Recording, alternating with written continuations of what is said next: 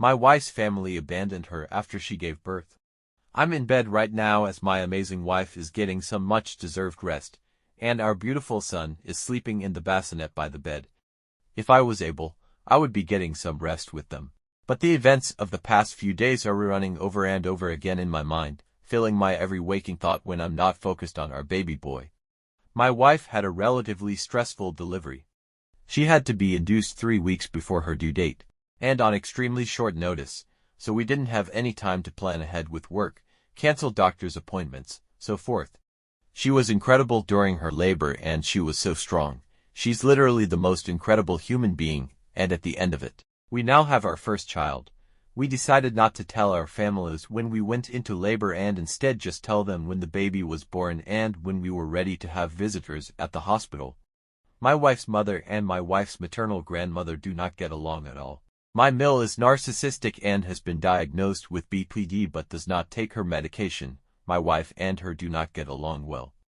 We've had a number of issues with her already in the past, but in general, her family is extremely non-confrontational and unwilling to admit how dysfunctional their household is. My wife's grandmother, on the other hand, my Mill's mother, is the most amazing woman. In college, my wife moved out of her parents' house and in with her grandmother, and her grandmother treasures my wife so dearly. Her grandmother and my parents get along well, but my parents and my wife's parents don't talk to each other much. So, on the delivery day, we tell everyone that the baby's here once we're ready to receive visitors, and my mother and my wife's grandmother travel to the hospital together to visit us. They end up getting there first and are visiting with us and our baby for about 15 minutes before we get the call that my Mill is there. My wife's grandmother and my mom decide to leave, as they don't want to cause us any stress by upsetting my Mill while she's visiting us. The nurses tell my Mill and the family with her that there's too many visitors, and they'll have to wait for just a minute while they clear out. After at most 15 minutes after they arrived at the hospital, we call them back to our room, and my Mill storms in and asks who was here before them. My wife, having just given birth and who was extremely exhausted, simply told the truth, that my mother and her grandmother were there before us. My Mill bursts into tears, saying how upset she was that they didn't get to be the first ones to see the baby.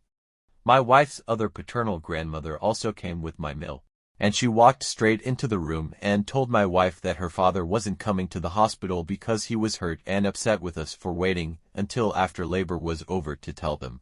She claimed he was upset because he was worried about his daughter and needed to be able to be there if something happened to her, though I kind of think this is BS because if his priority was caring about his daughter, he would have come to the hospital to check on her, no matter how angry he was. Sorry about the interruption to the story for my side commentary. Anyway, the two of them don't end up staying long, and we don't hear from my Phil. My Mill decides not to show up to the hospital the next day, despite saying that she would, but texts my wife urging her to call her father. Her paternal grandmother comes to the hospital again and tells her the same thing, to call her father. She does, and he doesn't answer. We leave a voicemail, and he never responds. We send a text asking him to come visit, and no response.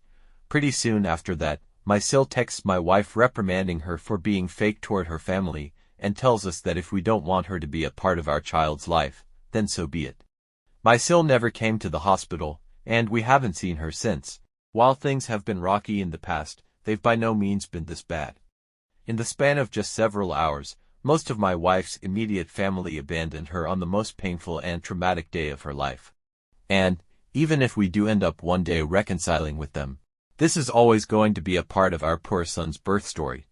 Even after all of this and how they all treated her, my wife cried in her hospital bed because all she wanted was to see her family. Anyway, I should probably try to get some sleep. Hopefully typing some of this out will help clear my mind and rest.